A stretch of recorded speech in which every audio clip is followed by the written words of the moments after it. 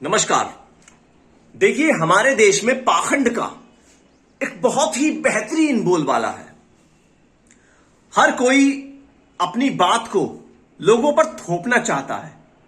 बस फर्क ये पड़ता है कि कौन कितने विश्वास के साथ इस पाखंड को आपके सामने प्रस्तुत कर रहा है। जैसे प्याज और लहसुन का जन्म कैसे हुआ, तो इस बारे में अलग अलग लोगों ने अलग अलग अपनी कथाएं बता रखी हैं। पौराणिक काल से उस कथा को जोड़ दिया है या भगवान के साथ उस कथा को जोड़ दिया है, तो यह प्रमाणिक हो गई कि यह कथा हमारी बनाई हुई सत्य है। अब अगर उनका आपस में सामना करा दिया जाए, जो अलग अलग बातें कर रहे हैं, तो बताइए क्या होगा।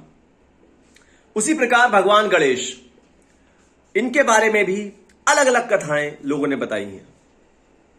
अब बताइए, अलग अलग आप कथाएं बता रहे हैं, हम क्या माने। और कोई कहता है कि भाई इन्हें गजानन बनाना था, इसीलिए हाथी का सर लाया गया। कोई कहता है भगवान शिव ने उस हाथी को एक वरदान दिया था कि मैं तुझे अपना पुत्र बनाऊंगा, इसीलिए उसका सर भगवान शिव ने मंगाया। इसी प्रकार की अनेकों कथाएं हमारे धर्म गुरुओं द्वारा हमें बताई जाती हैं और कुछ पुराणों में भी लिखी हुई हैं।